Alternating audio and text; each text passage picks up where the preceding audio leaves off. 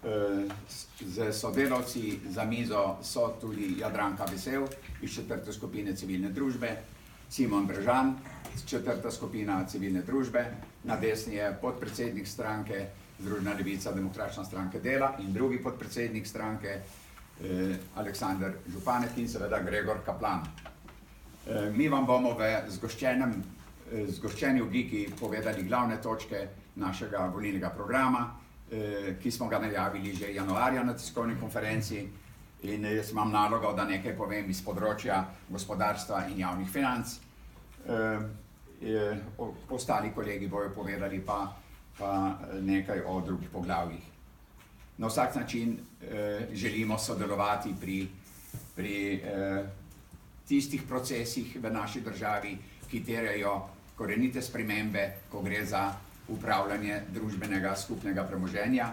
Mislim na spremembe pri upravljanju na način, da bi država oziroma solastniki, torej podjetji, imeli zasedbo v upravah in nadzornih svetih 50%, 50% pa bi pokrivali zaposleni in sindikati. Praksa to vrstne oblike upravljanja in nadzora pri upravljanju gospodarskih družb so pokazali v svetu velike in pozitivne rezultate. Na vsak način smo mi za to, da se del skupnega premoženja prenese v pokojninski sklad, ki bi jamčil dolgoročno vzdržnost pokojninskega sistema, ki ga je treba seveda v nekaterih točkah, kar zadeva zakon, še dodelati. Na vsak način je za nas najbolj pomemben model gospodarstva ekonomska demokracija, ki vključuje serijo zakonov, kot so sprememba zakona o gospodarskih družbah, ZDR-ja, potem zakon o sodelovanju delavcev pri upravljanju, zakon o obvezni delitvi dobička, zakon o notranjem solastništvu delavcev, vse vrste zadružništva, kooperativ in podobno. Gre namreč za to, da se danes v gospodarstvu delavec smatra kot strošek, mi pa želimo doseči na tem področju partnerski odnos med delom in kapitalom, kajti vrednost podjetja ni samo fabrika pa lastnik, pa kapital, ki bi vložen, ampak ljudje, ki tam delajo in proizvajajo dodano vrednost. Na vsak način želimo narediti tudi pravičnejši davčni sistem, tako da bi povečali davke na kapital, nepremičnine in dobiček. Imamo namreč podpovprečno stopnjo davka na dobičke in če bi imeli povprečno stopnjo davka v državi, na dobiček bi v proračun preteklem letu priteklo kar milijarda evrov več in ne bi bil problem popraviti plače, ki so na robu suženjskega dela, s čimer se mi ne strinjamo. Na vsak način želimo omejiti razmerja plač, ne to, kar se nam danes dogaja 1:20, 25 ali celo 30, ampak 1:5, z obdavčitvijo, ki velja, vse plače, ki bi bile nad tem, pa strmo rast davčne obremenitve in na ta način seveda zmanjševanja vedno bolj naraščajočih razlik med revnimi in bogatimi. Predlagamo odpravo fiskalnega pravila, uvedbo finančne policije, seveda povrnitev protipravno in nelegitimno pridobljenega družbenega premoženja, seveda v okvirih objektivnih možnosti, na eni strani, na drugi strani pa seveda hudo skrb za tisto, kar še imamo, na način, ki bo dajal pozitivne rezultate, ki jih danes ni. Na vsak način smo proti, torej za prepoved agencijskega dela, kjer agencije velik del zaslužka zaposlenih, bi rekel, prisvojijo na račun slabo plačenih delavcev.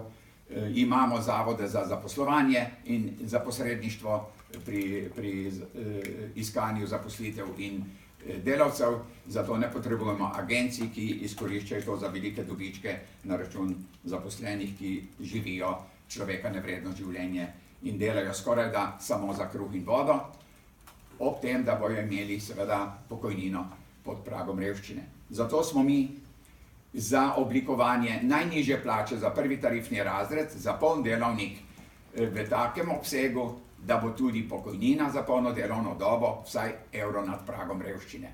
To je edina pravična delitev v družbi, v državi in ki torej garantira blagostanje, o katerem zelo radi govorimo, ko je potrebno storiti sistemske spremembe v tej smeri, pa seveda ni nikjer nikogar. Tako da mislim, da bi s temi ukrepi lahko naredili marsikaj in mislim, da je torej koalicija Združene levice, to je Demokratična stranka dela in četrta skupina civilne družbe, gibanj in posameznikov na pravi poti, da v naslednji vladi, koaliciji prispeva svoj delež k nujnim potrebnim spremembam v korist 99% na račun tistega odstotka, ki ima vsak dan preveč, ne ve kam z denarjem, tisti, ki so ga pomagali ustvariti, pa živijo v revščini. Hvala lepa. Zdaj bi pa predal besedo lahko kar Jadranki.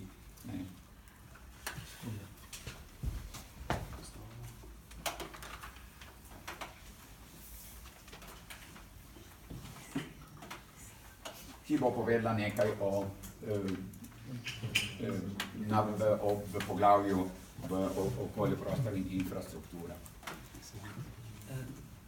Torej, mi smo v bistvu pozorni na to, kako in kaj z okoljem, s prostorom, s katerim razpolagamo, ki ni neomejen, in seveda pripadajočo infrastrukturo, ki jo tako že imamo, pa je ne na tak način upravljamo, da bi bila najboljše upravljena okoljsko. Sonaravno politiko in samooskrba je ena od bistvenih točk našega programa, v kar spada tudi zaščita vode oziroma javne dostopnosti vode, in na eni in na drugi strani pa seveda čista prepoved privatizacije. Nažalost smo malo pozni s tem, ampak to smo že delali pred 4, pa pred 8 in tako dalje leti. Skrb za čisto ozračje, za čim bolj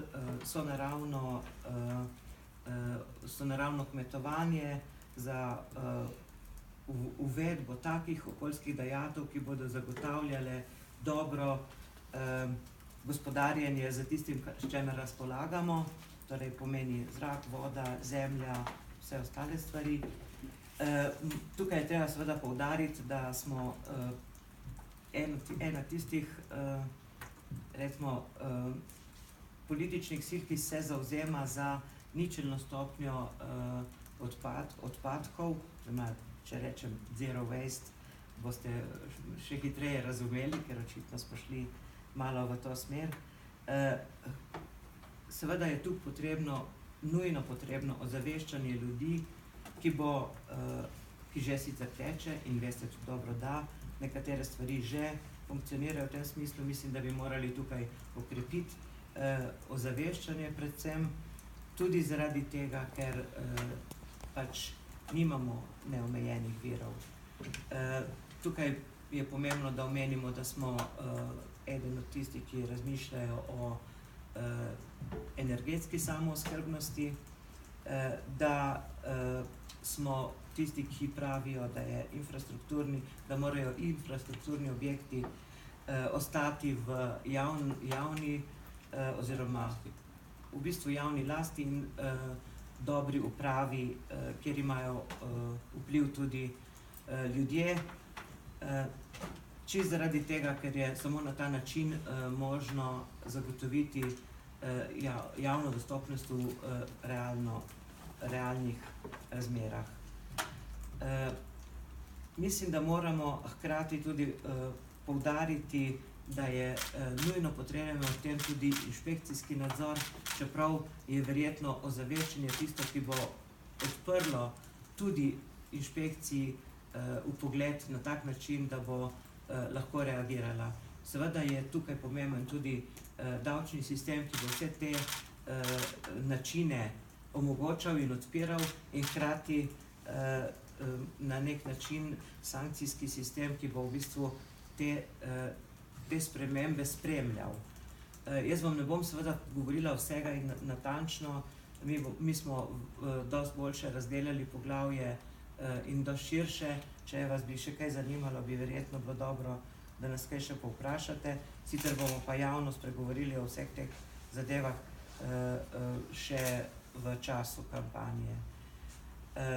Mislim, da je pomembno tudi, da poudarimo, da smo za izpolnjevanje mednarodnih obvez, obvez na področju varstva okolja, kar pa je ena od tistih pomembnejših zadev, ki se jih moramo lotevati tudi doma zelo konkretno. Biotska raznovrstnost je ena tistih stvari, ki nam bo pomembna točka v tem naslednjem obdobju. Vse se nam dogaja, da nekatere vrste, pa ne bomo šli v ta svetovni okvir, ampak samo v našega, enostavno izumirajo. Smo eden tistih, ki bo se aktivno zavzemal za ustanavljanje oziroma za javno financiranje, javno podporo vsem tistim semenskim genetskim bankam za rastline, živali, glive, ki v bistvu zagotavljajo naš obstoj kot vrste. Ne le seveda človeške, ampak tudi živalske. To je, mislim, da tisto, kar je treba poudariti. Tukaj bi jaz zaključila, zato da vam damo tudi več prostora za vprašanje, pa predajam besedo kar naprej. Spregovoril bo Simon Brežan, bo povedal nekaj o notranji politiki, političnem sistemu. Potem je pa še eno poglavje. Pozdravljeni še z moje strani. Zdaj najprej bi povedal, da je naša koalicija unikatna in edinstvena tudi po tem, da je neodvisni, nestrankarski civilni družbi mesto, da lahko kandidira na enakopraven način v koalicijskem sporazumu, kar je bila že prej naša prednost in v bistvu edina taka koalicija, ki to resno misli, da pri nas lahko vsak, ki pride, dobi pač en glas in soodloča. Ker vemo, da je nasplošno zaupanje v stranke kot take slabo in zaradi tega upamo, da bojo kakšni strokovnjaki in pa tudi čist preprosti, navadni ljudje, čeprav to je izraz v narekovaju, seveda se lahko pridružijo še na tak način preko naše skupine v skupno koalicijo. Zdaj, tukaj se pa to direktno navezuje tudi na to, kar mi opažamo, kar je temeljni problem Slovenije, pa tudi drugih kvazi demokratičnih držav, to je namreč ta lažna demokracija, kjer ni vpliva, po tem, ko so volitve, ni vpliva ljudi na to, da se zaveze, ki so jih dale stranke ali pa politiki, da se tudi uresničujejo izvršljivo. Zaradi tega smo mi predlagali v prvi vrsti spremembo volilnega sistema, to pomeni v smislu podobnega zakona, ki ga je vložil že ZDUS. Skratka, gre za to, da je več vpliva volivca direktno na tudi osebno izbiro kandidata, v smislu recimo preferenčnega glasu, nekatere podobnosti, kot jih imajo recimo tudi v Švici ali pa v Nemčiji, so tukaj možne, ampak podrobnosti bomo predstavili v daljšem programu. Predvsem je pa tukaj tudi pomemben ta institut, vpeljava instituta nezaupnice oziroma odpoklica, možnosti odpoklica vseh javnih funkcionarjev, tako na občinskem kot na državnem nivoju, vključno s poslanci seveda, in pa tudi morebiti vlado pred iztekom mandata, kajti to je edini način, da bi lahko te predstavnike držali za tisto vest, ki bi mogla biti v ustavi že določena, ki pravijo, da po vesti glasujejo in v vesti mora biti tudi predvolilne obljube. Tako da to je ena kategorija te demokratizacije političnega sistema. Druga bi bila tudi lahko sprememba zakona o vladi v smislu neke večje učinkovitosti, več podrobnosti bo tukaj v daljšem programu, predvsem bi pa poudaril tukaj še demokratizacijo splošno upravljanja države. Skratka, več je potrebno vpeljati mehanizmov neposredne direktne demokracije. Tukaj mislimo predvsem na kvalitativno izboljšan referendum, kjer se že vprašanja treba na drug način, da se artikulirajo prava vprašanja in seveda to ni zlorabljeno z strani različnih lobijev ali pa samo strank. Skratka, danes imamo tudi tehnologijo, ki se je razvila v smislu e-demokracije, tako da lahko tudi tukaj pride do boljših odločitev na podlagi te kolektivne inteligence, ki se na tak način oblikuje.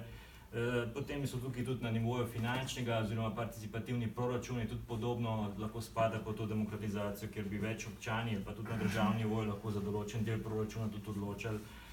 Skratka, gre za več tudi teh javnih razprav, ki morajo biti obvezujoče, da so, preden se v postopku zakonodaje sprejema.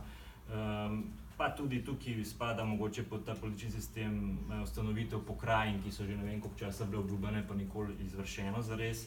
Tukaj se pa lahko tudi navežem na, skratka, v tem smislu demokratizacije še na gospodarski del, ki je tudi v povezavi s tem, ne, ker če imate več neposredne demokracije samo na političnem nivoju, ni zadosti, če nimate tudi odločanja na ekonomskem nivoju. Tega se je Franc že dotaknil, ampak v smislu bi pa vseeno ta koncept nekaj bolj povedal še kako si predstavljamo tukaj pri nas, to, ko večkrat se sprašujejo, kaj je pa zdaj to, pa potem ti očitki, češ radikalna, progresivna sile so za neko centralni planski sistem in tako naprej. Tukaj ne gre za to.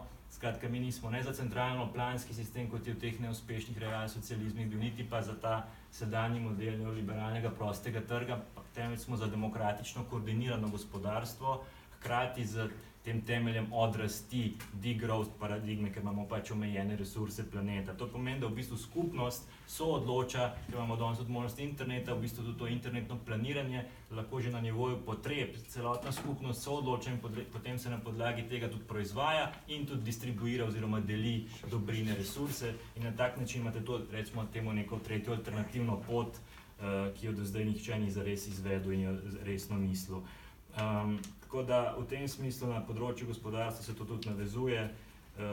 Mislim pa, da v tem socialnem delu, mogoče v področju socialnih politik bi vseeno še tukaj jaz omenil to področje revščine, no, da smo za absolutno tudi prepoved, ne samo ustavno, ampak zakonodajno, ker ustavno je včasih samo na papirju, potem pa se ne izvršuje, če ni tudi v določenih zakonskih podatkih in tako naprej. Skratka, to se da urediti, če se uredi drugačno pobiranje financ tam, kjer je denarja preveč, to je omenil že kolega Žnidaršič, pa tudi to vsaj četrta skupina civilne družbe se tudi zavzema za skrajševanje delovnika na 6 ur za večino poklicev, ker vemo, da danes se koncept dela spreminja, vedno več je robotike, tehnologije in ne bo več na tak način možno razmišljati sploh o delu kot nekoč, pač pa predvsem o kvaliteti tudi prostega časa, kako bomo takrat delovali. In zaradi tega, da ne bo pa toliko ljudi nezaposlenih, je treba to urediti tudi s tem, da se pač delovnik skrajša. Tako da toliko zaenkrat z moje strani, potem bi pa lahko še na vprašanje odgovoril pa podrobnosti v drugem delu. Hvala. Evo ga, zdaj bi pa še naš podpredsednik Gregor Kaplan spregovoril nekaj o zunanji in mirovni varnostni politiki.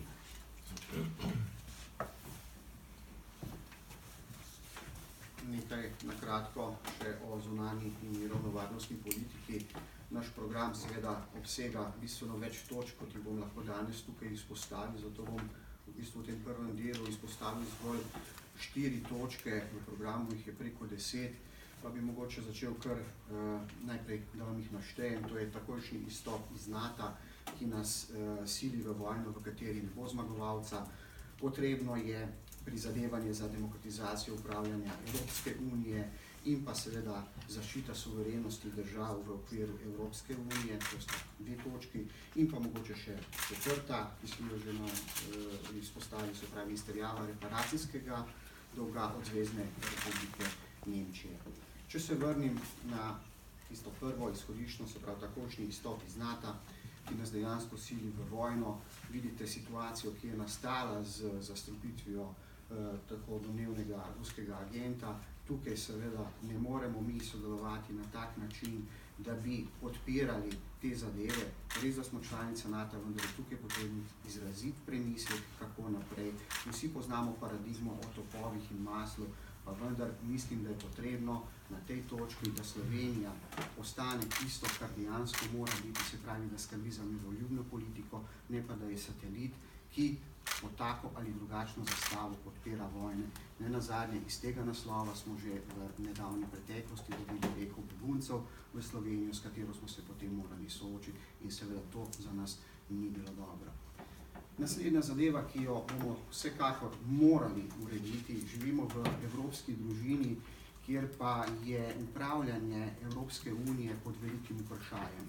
V Evropski uniji nam vladajo lobiji in multinacionalke, ki niso izvoljeni v Bruselj na tak ali drugačen način, pač pa tam skrbijo za rast in donos večjega kapitala v njihove žepe. Na tak način Evropska unija niti kratkoročno ne bo mogla dolgo funkcionirati. Seveda Slovenija kot majhna država pa je v tem pogledu, bi rekel, zelo omejena pri svojem delovanju in seveda takega dolgoročnega načina mi ne moremo sprejemati. Prav zato je potrebno zaščititi suverenost države v okviru Evropske unije.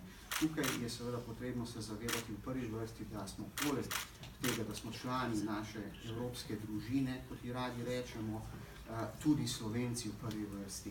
In tukaj je potrebno ta nacionalni ponos vendarle nekoliko ukrepiti in ne klečeplaziti pred Brusljem, ki na tak ali drugačen način izkorišča svojo pozicijo naspram majhnim državam, zlasti v periferiji, kamor se uvršča tudi Slovenija, in seveda tukaj bi potrebno korenito razmisliti, kajti odločanje, kakor poteka na današnji ravni znotraj Evropske unije, vsekakor ne gre v smeri enakopravnosti ali blaginje za vse, pač pa krepi močne države, vidne države, vplivne države Evropske unije, tukaj mislim predvsem na tiste največje, ki Evropsko unijo izkoriščajo za svojo podjetje. V tem kontekstu bi mogoče kar nadaljeval še z eno pomembno točko našega programa, to je zagotovo izterjava dolga iz druge svetovne vojne strani Zvezne republike Nemčije kot naslednice Tretjega rajha. Tu ni nobenega dvoma, podatki v arhivih obstajajo, s tem v zvezi lahko pričakujete tudi še vabilo na kakšno tiskovno konferenco, zlasti zato, ker bo v roku približno 10 dni oziroma 14 dni prišla tudi knjiga, ki bo zelo natančno prikazala, koliko je nekdanja skupna država iz tega naslova dobila, koliko je prijela Slovenija, na kakšen način je bila ta vojna škoda popisana in seveda koliko je bilo v nekdanji državi tudi priznano. Iz tega naslova lahko tukaj mirno nanizam tudi nekaj številk. Zvezna republika Nemčija je po podatkih, če upoštevamo vse valutne izmenjave, take ali drugačne revalorizacijske zadeve, bi ta dolg znašal preko 70 do 80 milijard. In seveda, če bi se slovenska zunanja politika resno lotila te zadeve, ne bi bilo potrebno v Sloveniji nikomor zategovati pasu v času krize. Poleg Slovenije ima to vrstno vprašanje do Nemčije odprto le še Grčija, ki seveda tudi zahteva, da se dolg, ki so ga utrpeli zaradi vojne škode, strani Nemčije poplača. Mi bomo seveda na tem vprašanju delali in zahtevali, da dolžnica plača, kajti nesprejemljivo je, da je bil recimo naš predsednik Pahor v Nemčiji pred dobrimi 10 dnevi, mi smo s tem v zvezi pisali tudi pismo, zakaj tega ni izpostavil nemškemu kolegu, pa vendar pa danes še nismo prejeli odgovor. Tako da to so nekatere istočnice našega programa, bolj na široko je seveda predstavljen v širši verziji, ki bo seveda tudi v kratkem dostopna, tako da se bo o tem verjetno še bistveno več spregovorilo v času kampanje, če pa še kakšno vprašanje pa za vse. Hvala lepa. Jaz bi k vsemu povedanemu dodal še 3 stvari, da se ne pozabi. Namreč mi mislimo, da je nujno potrebno, da naredimo prenovo zdravstvenega sistema, pa ne v tem smislu, da bi vse podrlo, kar dobro deluje, ker večina sistema deluje dobro. Mislimo predvsem na to, da je treba nujno dati prioriteto osnovni zdravstveni dejavnosti, kajti če tam ni dovolj zdravnikov, potem seveda je naval na specialistične službe in na sekundarni in terciarni sistem zdravstva toliko večji. Pri tem mislimo na seveda odpravo dosedanjega dopolnilnega zavarovanja za enako premijo in v zbiranje denarja vrniti popolno solidarnost z prispevkom v obliki odstotka. Potem moram povedati, da je naša stranka zavezana ničelni toleranciji do korupcije, sovražnega govora in vsakršnega, bi rekel, kriminala. Zagotovo bomo podpirali vse rešitve, ki bojo zagotovile učinkovito preganjanje gospodarskega kriminala in seveda izvedbo ustreznih sankcij, vključno z zaplembo premoženja in vrnitve tistega, kar je nekje skrito, ker se to da narediti, ampak do zdaj ni bilo tako rekoč prave politične volje. Smo tudi za to, da se gradijo neprofitna stanovanja.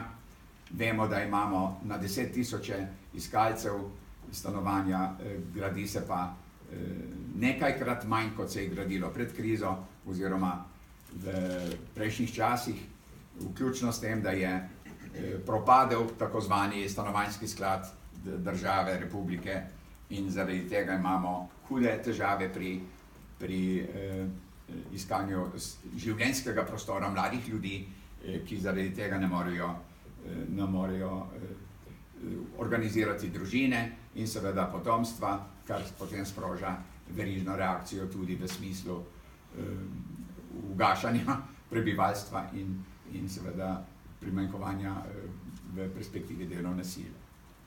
Tako da, evo, to je v kratkem, so bile navedene glavne točke našega volilnega programa, ki bo objavljen na naših spletnih straneh in tudi posredovan medijem v širši obliki, kjer bojo potrebni komentarji pri tistih točkah, ki smo jih izpostavili zgolj na kratko in morda koga lahko kasneje seveda intenzivno zanima tudi, kaj je za njimi. Hvala lepa. Zdaj smo pa odprti za eventualno vprašanja.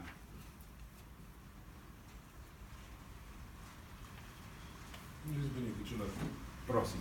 Čisto, da se razčisti koalicija, se boste samo to, se pravi, s četrto skupino civilne družbe povezali, pa vaša stranka, ali načrtujete na volitve še s kom drugim?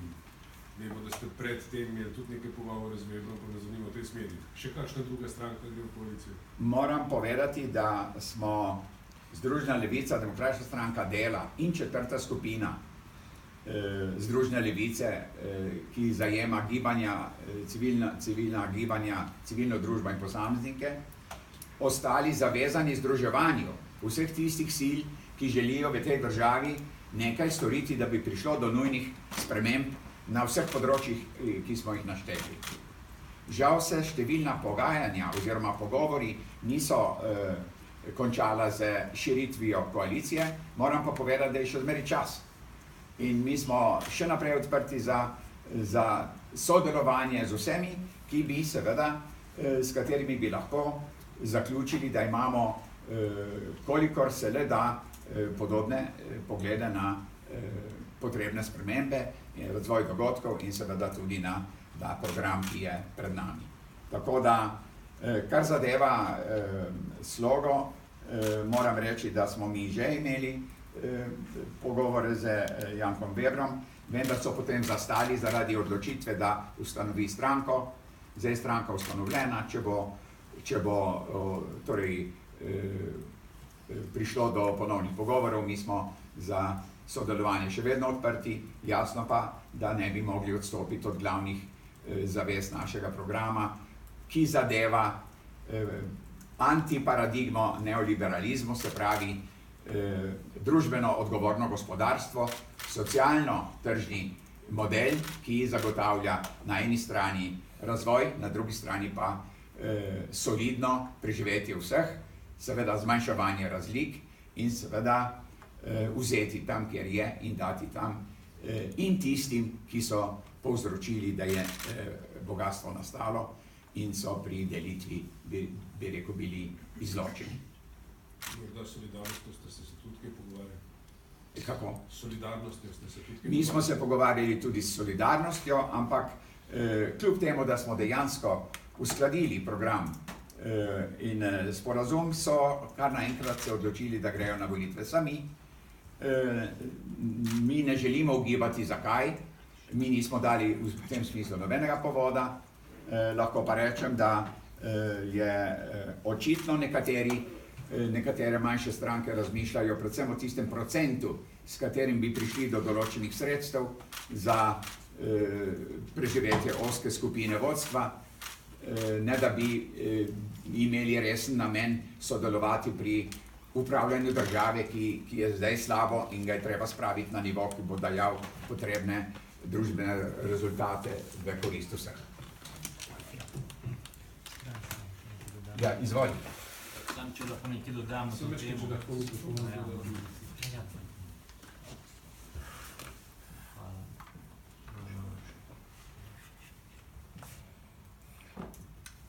Tukaj bi se sam navezal v bistvu s tem odgovorom, se mi zdi, da to tudi en tak simptom, ta razdrobljenost, o kateri sprašujete politične scene, ki se lepo povezuje s tem, kar mi tudi zagovarjamo na področju tega, kar smo prej razlagali, demokratizacije in tako na nivoju političnega sistema kot ekonomije, namreč tukaj se tudi kaže ravno v tem nezmožnosti in nevolji povezovanja nekaterih, ki so programsko precej sorodni, je ravno ta princip konkurenčnosti, ki ga mi želimo zamenjati tako na področju gospodarstva kot politike z sodelovalnostjo, za iskanje skupnega dobra oziroma dobrega. In ravno tukaj se vidi to isto seme zla, da uporabim ta termin, ne, malo poetično, kjer so tudi te stranke, ki deklarativno se zauzemajo recimo za neke progresivne cilje in tako naprej, v bistvu same po načinih delovanja, kar je bistveno, ne samo deklarativno, ampak kako ti sam deluješ z lastnim vzgledom, še vedno kažejo to neko neoliberalno atomizacijo. Vsak raje sam neke partikularne agende, cilje zagovarja, kot pa da bi gradil neke skupne imenovalce, in v tem se tudi mi razlikujemo in smo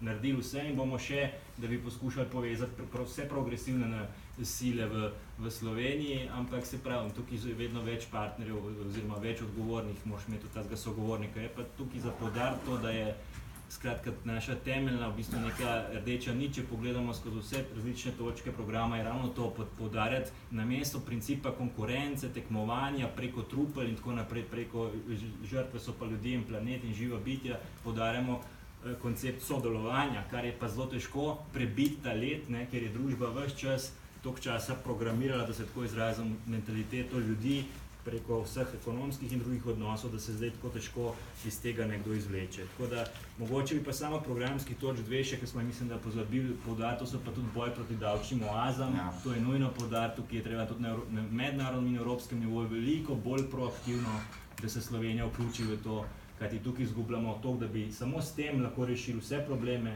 ne pa da se socialna pomoč sramotno vzdržuje na nivoju socialnega genocida, 300 evrov pod mejo revščine oziroma tistega zračunanega dohodka, ki je v bistvu minimum za preživetje. Tako da, če bi samo tukaj uredili, poleg tega imamo pa še ta dva programska poudarka, da bi tudi poleg tega, da se spremeni načine delovanja teh javnih sektorjev, treba tudi seveda povečati procent BDP-ja, predvsem za področje javnega zdravstva, pa šolstva in pa predvsem tudi znanosti, kjer vemo, da smo tudi po izračunih globoko pod povprečjem Evropske unije in seveda tukaj ni vse v denarju, ampak brez tega tudi druge stvari ne grejo. Tukaj moramo se približati v tem procentu nujno, hkrati pa seveda speljati te organizacijske ukrepe, ki bojo pripeljali do večje kvalitete storitev in tudi nadzora določenih zadev, tako da to dvoje bi še poudaril. Skratka, družbena neenakost je tudi faktor škodljiv za zdravje, kar mi vedno poudarjamo, zato je to zelo povezano z zdravstvenim sistemom. Skratka, manj, ko imamo družbe neenakosti, boljše bo splošno zdravje ljudi, bomo imeli tudi manj stroškov potem, če bomo raje na tak način vlagali pa v preventivo. Tako da tudi zaradi tega družbena neenakost ena izmed osrednjih ciljev, da jo znižamo oziroma odpravimo v naši koaliciji. Hvala. Še kakšno vprašanje? Če ni, se vsem prisotnim zahvaljujem za to, da ste prišli.